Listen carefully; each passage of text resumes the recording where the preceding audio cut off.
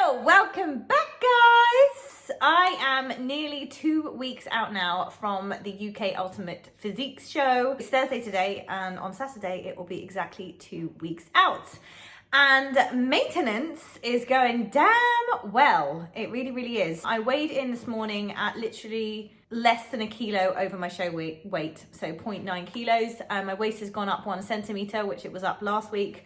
So that's literally stayed the same. And I was up 0.7 last Thursday when I weighed myself. So I've been maintaining pretty damn well, and I haven't been holding back either. I thought we could go through some do's and some don'ts of post-show.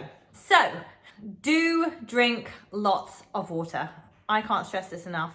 And actually, after show day, because I had everybody with me, and we wanted to have a party. Well, I wanted to have a party. I think everybody wanted to have a party when we got back. I actually didn't have time to drink any water. Well, I didn't make time to drink any water. In fact, I left the bottle of water in the boot of the car when I was driving back, and I was thinking, damn, because I could have done like smashed out 2 liters on the way home. But of course, came straight back and was like straight on the Prosecco and the wine, the champagne. So yeah, that wasn't great. I didn't feel wonderful in the morning, and I ate a lot of food, a lot of cake. But I just chowed down water the next day. I think I had about 6 liters, and ever since then I have been trying to hit about as much as possible, really, about 5 or so liters.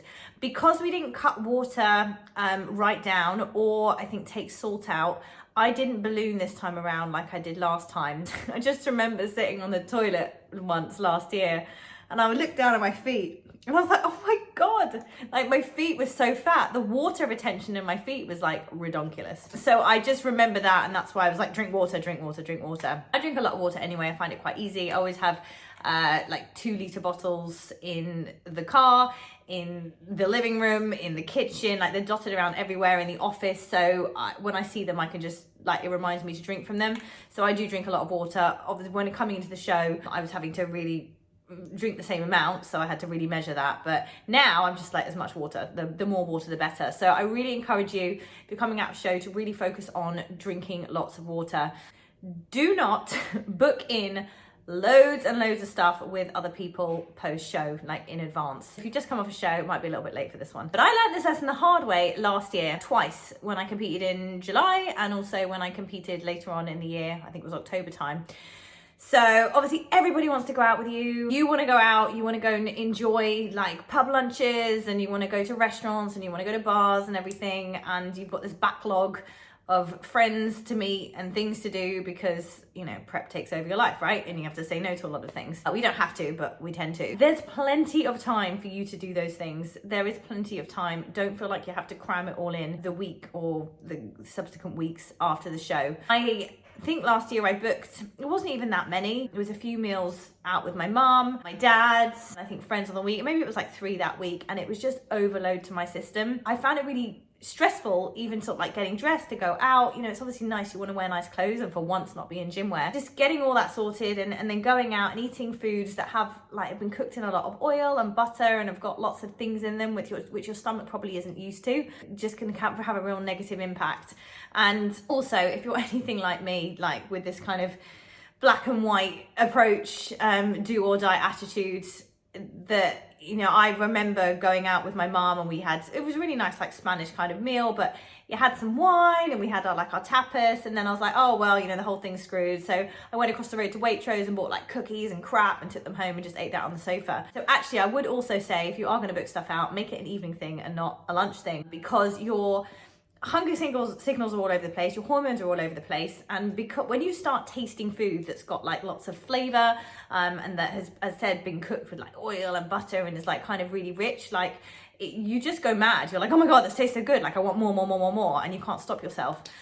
So that is the thing with eating out and restaurant food. You can't actually control what's in it. I would definitely say focus on eating the foods that you have been eating throughout prep, and that's certainly what I've done this time around. So obviously there was lots of cake, I had my sweet treats and everything on show day, and a lot of alcohol in the evening. And then the following day, you know, I had all this prep food left over in the fridge. Like I had a bowl of like basa fish, I had a bowl of chicken, I had a bowl of turkey mince, I had a bowl of beef mince, I had a ton of potatoes because I was ill because I didn't eat them. That was white potatoes. I also had a bowl of sweet potatoes. There was all these bowls in the fridge, so I was like, well, what can I do? So I actually made fish cakes with the sweet potato and basa, like just half and half, and I just mushed those up, and then I put a little bit of flour on them, which I had in the cupboard, and put them, like fried them just lightly. So I was introducing a little bit more flavor and excitement to my food, but not going overboard. It was still the same foods that I was eating. And then I put the broccoli in the oven and roasted it with olive oil over it, some chili, some salt, some pepper, and garlic as well I put on, and that was really, really nice and really, really tasty. And I knew exactly what was in it, and it wasn't overloading the system. It's the same stuff that I eat, but obviously it had more calories in it and more flavor and was a bit more exciting. So I'd really encourage you to do more of that after the show, rather than booking all these meals out and not kind of knowing what's in your food, because it will probably be quite a shock to the system. You can still do exciting things at home, and if you like to cook, then the chances are you probably like really miss that and want to just get experimenting in the kitchen. That is my recommendation. Just don't book a load of stuff in. As well as it being overload to your system, like your digestive system, it's also quite stressful because you're not used to being out and about all the time. You just kind of go to the gym, do your stuff, get back, don't you? You've got a very controlled life. So once you start adding, restaurants and drinks and, evenings that kind of then sort of spin out of control, or lunches that potentially go on for like 6 hours, it can be mentally stressful and physically stressful to your body, as well as the physical food side of things on your digestive system. Do lightly scrub your tan off in the bath. Do not aggressively rub. You will end up with more patches than you can handle. Unfortunately, I've yet to find a way of getting show tan off in an even fashion. Last year I tried tan remover, one that was actually recommended, and I did scour the internet and like Facebook groups for recommendations, and I was really excited and hopeful for this one, and it was rubbish. It did not work at all. So, I do wear fake tan every week. It's kind of like a bit of a ritual, and I'm super pale now because I've literally only just got the show tan off. So I'm really looking forward to putting that on this evening. It's usually Wednesday night or Thursday night that I do my tanning. And it does take me like 3 or 4 days to get off. And the way I do it is I have exfoliating mitts. I just lightly sort of scrub my skin, kind of more in like circular motions going over, but not really, really hard. And I'll do that in the bath, and then I'll sort of shower off afterwards before I get out, because there's like bits of skin everywhere, gross. And then I'll put moisturizer on, and I mentioned that moisturizer before that I absolutely love and I find really, really nourishing, and it's the Nivea 48-hour one. It doesn't cost the earth either. So I'll lather all of that up, and then that's it. I'll go about my day, and then the next morning I always make sure I do the same thing, mitts back on, doing that circular motion, scrubbing all over, and then when I get out of the bath, it's moisturizer all over my body, and then the next day, and that gradually lifts the tan off. And as long as you're doing kind of the circular motion, you're buffing it off slowly. If you start scrubbing like this, particularly on your legs, you will just have streaks kind of everywhere. That's generally for my day-to-day tan, and that's the exact same method that I use for the show tan, because just nothing else gets it off. It is gonna patch. You'll be tempted to scrub, particularly when you see an area like really coming away. So you're like, oh, I'll go in at that. And then you're just gonna have this massive white patch, and then you've just gotta keep going. It's a bit like picking a spot, like just leave it alone and just do the process. It is gonna take probably about a week to get off. And that's what I found so stressful about last year, was getting that tan off from the show on 1 week, to get it off by Thursday, or Friday, to then reapply tan for the next show, which is why I always said if I was going to do a show again, it would either be the next day, if like doing 2 shows in a row, or it would be 2 weeks later, because just getting that tan off was just stressful. I remember I was rubbing my skin, it was bleeding, it was just horrible. So yeah, lightly exfoliate, that's all you need to do. Definitely that moisturizer. You can use like olive oil as well. Olive oil will break the tan down. Anything with oil in it will kind of lift the tan off. And I just do it in the bath, because you're going to soften the skin as opposed to the shower. So a nice hot bath and lay in it for a while, and then do your exfoliation, and then you can either lather yourself in olive oil, or a good moisturizer, a good deep intense moisturizer. Do create a meal plan for yourself, and you might be staying on with your coach and they might give you a plan, but if you're going out on your own into the big wide world straight after show day, do not step out there without a plan in place. I'm a huge advocate of creating your own plan, creating something that works around you, particularly after show day, unless you're planning obviously on competing again, where you've got, you know, a clear kind of trajectory of like a whole journey as an athlete and shows and builds and everything to do. For me, I have no plans of competing in the future at the moment, so I'm not like, right, I need to just get on, kind of get building straight to it. That's not me at all. My focus for myself right now is to maintain what I've got. Actually, I do like being slimmer. I like the way I look. I've got obviously a few kilos to play with. I would favor that over eating more to build more muscle. That's where I'm at the moment, where that probably wouldn't have been the case for me last year. So it really depends what your goals are, but you definitely want to keep a plan for yourself, because you've been all this time on a plan to then suddenly have no plan. It's going to be a mess. It's going to be a disaster. You can like absolutely blow up. You're going to feel like lost because you don't know what you should be doing. So create a plan for you, or create a plan for yourself. You can always tweak it week by week, and that's what I've actually been doing for myself. So create sort of what you think you should be having, and I'd say focus on calories more than macros. Just nail the calories first, and then sort out kind of the macros. I tend to always favor like higher protein anyway, just because I just want to make sure I get the protein in, and that leaves less room for like carbs and fats, because really that's the food I just want to sit on the sofa munching on because it's tasty. But yeah, so focus on calories, and then kind of macros second, but you know, you want to be making sure your protein's in there really, and just design it how you see fit. You know, you've got a good idea of what you've been eating. Well, I sincerely hope you do. I sincerely hope you haven't just been given a plan and have no idea what the calories or the macros are in, what are in it. But just kind of go based on that and sort of build yourself up slowly. Now, I would say look for a balance in a week. Do not look for balance in a day. I actually I have been tracking the whole time since my show, and some of it I didn't want to know, but I was like, do you know what? What's the point in hiding from the truth? I'm going to put this all in MyFitnessPal and I'm going to see what it comes out at. So I had about 5,000 calories. Well, God knows what I had on the day of the show, but a lot. I had 5,000 calories on the Sunday. That was the next day. Then it was Monday. I had another 5,000 calories. I had a lot to drink. So there's quite a lot of wine in there. I tracked all of that as well. Then when Tuesday happened, we were kind of starting a new week. My bank holidays always throw me, and after a show I was like, ugh.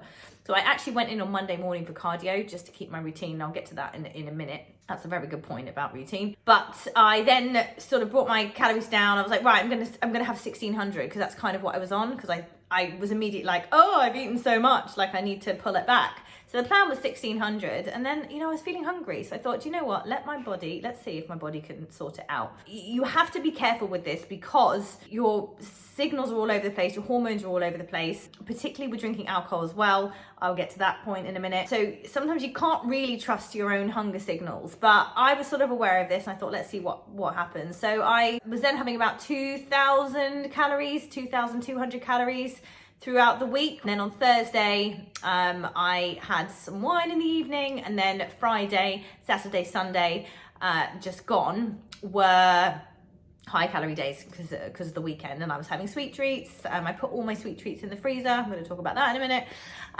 So I was taking some of those out. So I had a bit of what I fancied. I kind of guessed in MyFitnessPal what I could put in, but really I was looking at about 4,000 calories per day I was having on Saturday, Sunday, and I think Friday as well. And then this week I thought, right, okay, I'm going to do 1,800, and that's not been the case, because then I was hungry again, and I've been doing cardio in the morning and also weight training. So I thought, okay, let's see how this week wants to go. What does my body want to eat? And I was having about 2,300 to 2,500 calories per day, and literally it's just been 0.2 kilo move from the scales last week, and my waistline hasn't moved at all. So I've averaged, if we work it out, I've averaged 3,000 calories per day, and that's really not made much of a difference. But I have got a routine in place with a fair bit of cardio in it, which I'm going to get to in a minute. So I've totally lost my trail of thought now. What on earth was I talking about? Oh, making a plan for yourself. That was it. Okay, so make a plan, but be prepared to change it. So just do what you think. Do what you think you should be doing and see how you go. So check in with yourself. Yeah, sometimes we don't want to know we don't want to be tracking stuff obsessively, but I think just to get you out of the show, it's not a bad idea to do. Even if it gets to like 8,000, 9,000 calories, like so what? You're eating it. It's not like if you don't track it, then it's not happening. It's happening. So just put it in there and then you know what you're dealing with. Don't hide from the data.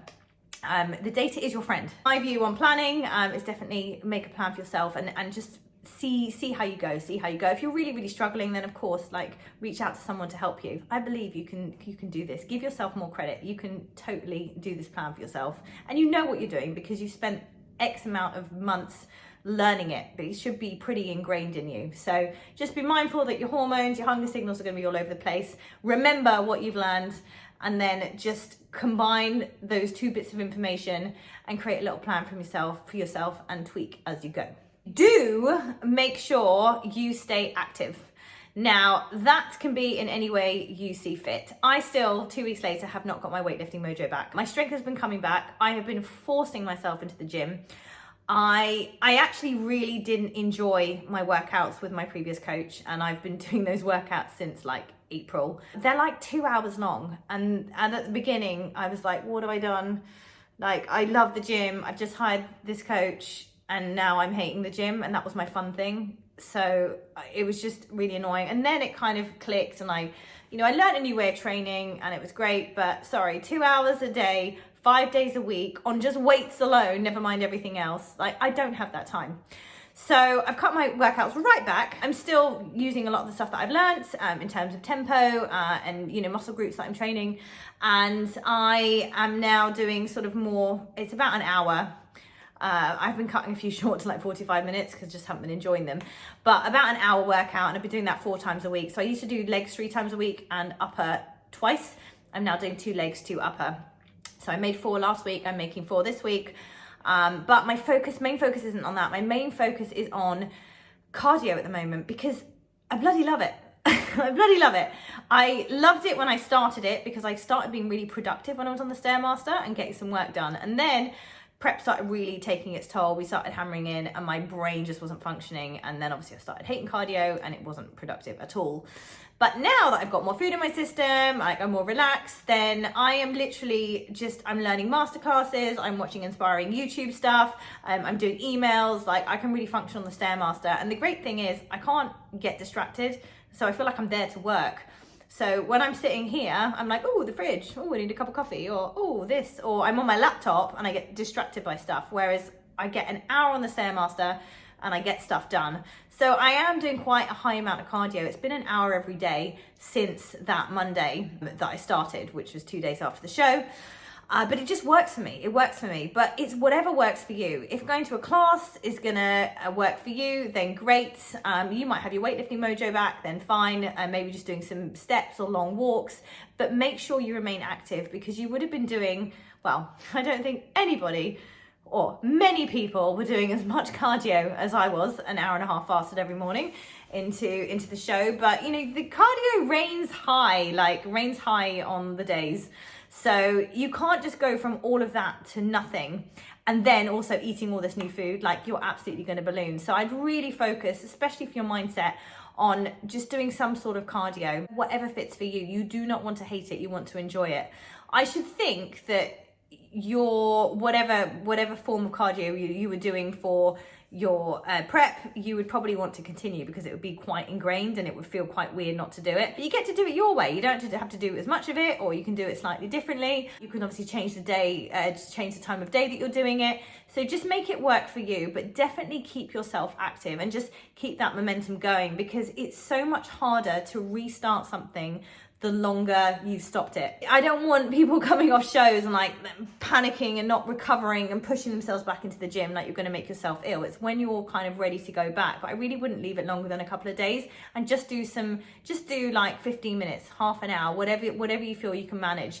But just take the path of least resistance. So if you'd rather do a bit of cardio than weights, focus on that. If you'd rather do weights than cardio, focus on that. It's whatever works for you, but don't break the routine because that's when it all falls apart. Like our routines and our habits are like the glue that holds us together. And you've obviously formed a lot of habits and routines over however many months. So to just take all that out, that's not going to make you feel good. It's going to make you feel really scatty. It's going to make you feel like lost, really unsure of yourself.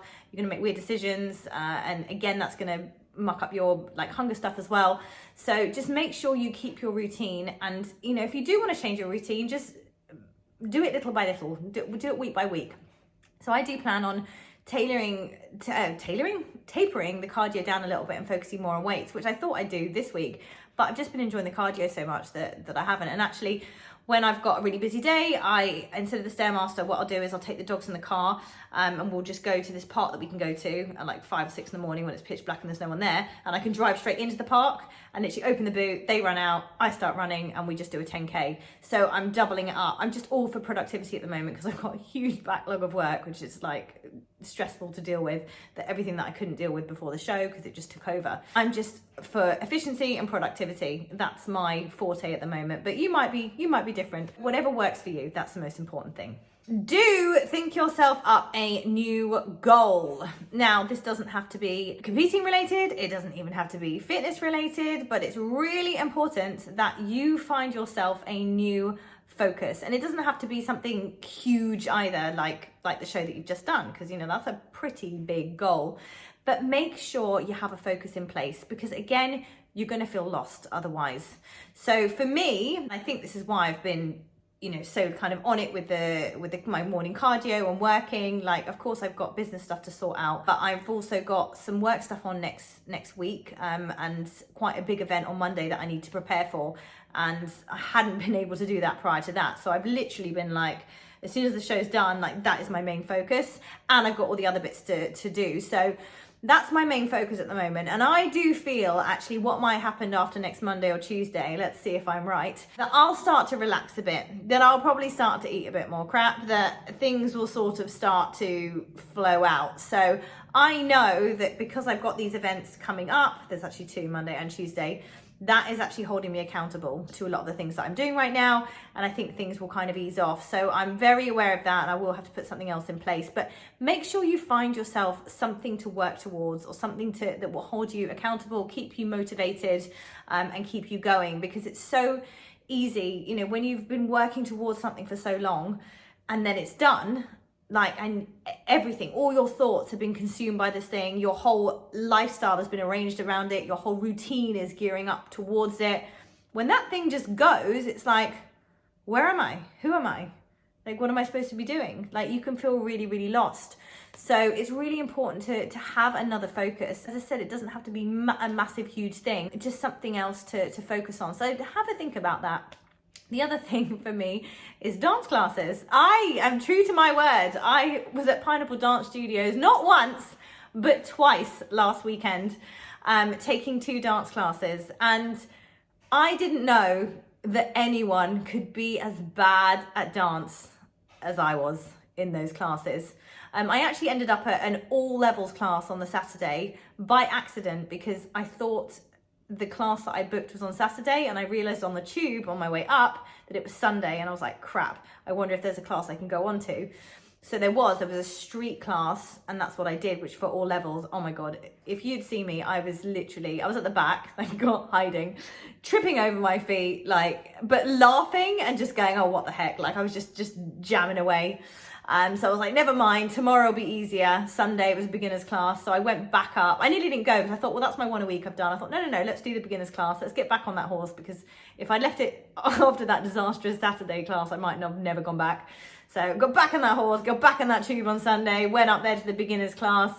Although much slower, I just couldn't get it. Like the footwork, I think it was a hip hop class. The footwork is so quick, and trying to remember what you've been taught and the feet moving, like it was a mess again. And I'm in a beginner's class and everyone else can do it and I couldn't. So I'm forcing myself to go back, and I will go week in, week out. And that is a focus for me to get better. And I know I'll get there. I think it's one of those things that clicks. It's a bit like I was talking about the workouts earlier, where my workouts were taking forever and I was hating them, and then all of a sudden it kind of clicked and I was like, oh, actually, like, and then you get in flow with it. So I'm hoping that happens. So anyways, dance classes for me is more of a little project, not necessarily a goal. I don't plan to be a dancer, definitely not. But you know, find yourself something else to kind of focus on and something else to enjoy and to work your weeks around, you know, and give yourself up for. That I think it's definitely a number one, top one up there, and super, super important that you do for yourself. Have that focus. Do track stuff. Do book stuff into your diary, whether it's workouts or things that you have to do. Do track what you're consuming, how much you're outputting, your steps. Continue to track all of that. You don't necessarily have to put ridiculous targets on it, but just track it so you're aware, because the awareness is super, super important. And check in with yourself. Like, I'm actually doing check-in photos with myself on a Thursday, just so I've got something to look back on. Because again, it's so easy for us to like forget. Our minds play tricks on us of how we're progressing or how we're not progressing. And then we can have a look back at the photos and we're like, oh, actually, no, I am. So it's really good to have that data. Again, but I do love data, and I'm not a geek and I hate admin. So, and I really don't like spreadsheets either, but I like tangible stuff. I just like to know. So I think that's good for all of us. Just, it keeps us feeling secure. We know where we're at. Again, there's no point hiding from reality. It's there, it's happening, it is. So we can face it. And once we have stuff in front of us, we can deal with it. If we don't know what we're dealing with, then we can't deal with it. So I would definitely say hold yourself accountable, and it will keep you in check as well. It keeps that kind of routine. Of course, if you're still with a coach, then you'll be doing check-ins and things like that anyway, but do it for yourself. You know, just take what you've learned over however many months you've been working with your coach, or even if you've been sort of prepping yourself, take all of that and then just build yourself kind of a new regime, but still hold yourself accountable. It's a hell of a lot cheaper than hiring someone to do it, and it's really easily like doable. There's plenty of apps that you can do it on. You can even do it with a friend, checking in on WhatsApp once a week with each other, like whatever you want to do. Get yourself an accountability buddy, but just make sure you do it. Make sure you're just keeping that awareness around what you're consuming, how much you're outputting, and just how things are going. So then you can make a nice plan for yourself and just have an easier time with things.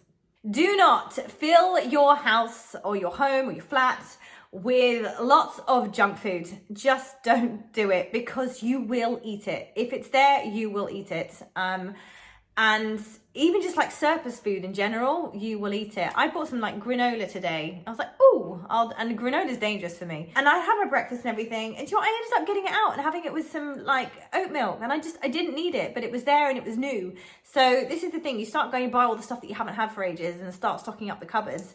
And then you sit on the sofa of an evening and you're like, oh, I fancy a bit of this. And then once you start kind of snacking, you can't stop. So I would definitely say, do not keep stuff in the house. So as much as I also said earlier, try not to go out for meals, just also be mindful of what meals and stuff you do have in the house. My post-show treats and also my birthday cake. Well, a lot of the birthday cake I cut up and was like sending people home with it. I was like, please don't leave this in my house. But I put the sweet treat box, the stuffed cookies and stuff that I had left over, and some birthday cake that I had left over, into the freezer. Now that's what's been coming out the last couple of weekends, or the last weekend, and it's going to come out this weekend. So I've been pulling that out. So, but at least it's there. If you've got stuff in the fridge and you feel like it needs to be eaten, even in the cupboards, as much as the cupboard stuff doesn't go off, like it's there. You're getting that mentality of like, well, if I clear out all the food today, then there'll be none left for tomorrow and I can start afresh tomorrow. And then guess what? Tomorrow you're like, I'm in Tesco's. Let me pop into Tesco's. These, I haven't seen these. And then you start filling up again. So you just get in this vicious cycle. So ideally, don't do that to yourself. Just don't buy junk food. If you want something, you can have it. Just got to drive or walk to get it. That's the rule. Just make little rules for yourself, just like that. And then you'll think twice. You're really putting a bit of friction in the way of doing the thing to make you really think whether you want to do it or not. Do put boundaries around alcohol. Now, I love a drink. I've probably referenced alcohol many, many times. I get annoyed that it's so demonized, but yet stuffing your face full of donuts and other crap is fine. I think sugar is very much like a drug. When I eat sugar, I want more sugar. So I think sugar's, pretty dangerous as well. So alcohol is a part of my life. It's a part of a lot of people's lives. And it, if we label it as a bad thing, then I just feel like you put more energy around it and you cause more problems with that. Whereas if you can just work it into the diet because it's readily available, it's not going anywhere, then people don't go so overboard with it or don't have as weird a relationship with it. So I do like a drink. However, I am fully aware that drinking lowers my inhibitions. It absolutely mucks with my hunger signals. It's very much a trigger for me in terms of food. So I'm a grazer. Of course I can go out and have a meal, but when I'm drinking, I like to graze, and I graze on all the wrong things. I just want to eat chips and nuts and olives and yeah, just all those snacky bits, which really do add up. And I'm not aware of what I'm eating either because I'm not weighing stuff out. So yeah, just be careful with that and just be mindful of that, and just be aware that obviously, you know, in terms of training as well, like alcohol will impact your mood.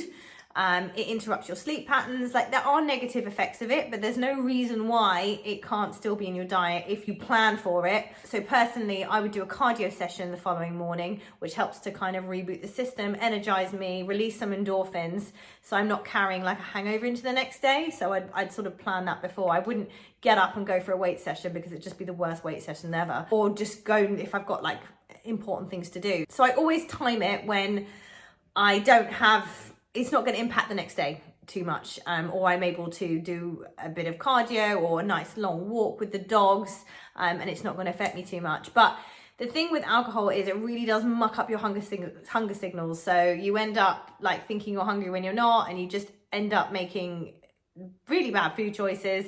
Obviously if you're out with friends, it's a night out, people at the kebab shop, like that's completely different. But I'm just even talking about, you know, drinking at home with a couple of friends, or going, you know, to the pub for a few drinks. Like, then you just start kind of getting the munchies and eating like rubbish. So put some boundaries in place around alcohol, because that happens on a normal time. And then if you're coming off post show, then it's like just magnified. So any issues that you had pre-show with stuff are basically just gonna be magnified post-show. So be just really, really aware of that. And I definitely recommend putting some boundaries in and around your use of alcohol, because it's gonna absolutely be an overload to the system, what with the food and the alcohol as well. So just be really, really mindful of that. I mean, my boundaries, well, I've had these since last year, since competing last year, and they've kind of stuck, but just not drinking on a school night. I found it very difficult at first because I'm out with like friends and family, but then also like suppliers, because we work in events, everything's kind of around food and drink, so they're all quite extravagant things. Like, we'll have like cocktail parties and canapes, and you know, there's a lot of that going on, and it's all throughout the week. Like, it's on a Tuesday, a Wednesday, Mondays even, so it gets really tricky. And you have a bit of prosecco here, well, I never just have one, I have a few, and then you're drinking every night of the week. So I've had to make that rule that Monday to Thursday, it was supposed to be Monday to Friday, but it was just never going to happen. So Monday to Thursday, they're school nights, I don't drink on them, and then I can drink the other nights. So technically 4 nights, which is quite a lot. So Thursday, Friday, Saturday, Sunday, yeah, 4 nights. I tend not to drink on a Sunday because I'll be fresh from Monday, so maybe 3. And then if I do have an event that I have to go onto on Tuesday, then I'll swap a day. So I'll drink on the Tuesday, but I won't drink on the Thursday, or I won't drink on the Saturday or something. It's kind of like banking your drinking days. And I'm a big fan of the banking technique in general. Banking steps for the next day, banking calories for the weekends, banking alcohol, and just banking days. So, and I do it with work as well. I'm like organizing my personal work schedule. So it's just a great like technique. Again, it's all about making life work for you, because nothing runs like Monday to Friday anymore, like 9 to 5 anymore. It's just constant. It's all the time. And there's lots of stuff going on now. So it's really hard to keep a perfect repeatable week. And even if we had that, we'd probably be bored anyway. So I just think it's great to get your items and your things that you want to get done in the week, like sort of block it into your diary. And then if you've got to move stuff, and you can just tweak as you go, as I say, and that just makes everything far more manageable. So you're not missing anything, you're just moving it into the next week, and you know, you're just then rejigging the space around there. So it's just always just working things around you, because what works for someone else just doesn't work for me. And it will probably be the same for you, because we've all got different lives, and we're all busy and we've got stuff going on, and we want to have the flexibility, because like flexibility is freedom, and we all want more freedom, right? And finally, do please take some time with yourself. Just yourself. Make some time for you. On that note, I'd say don't book too much social stuff in with friends, because you will find it overwhelming, having probably spent quite a bit of time on your own.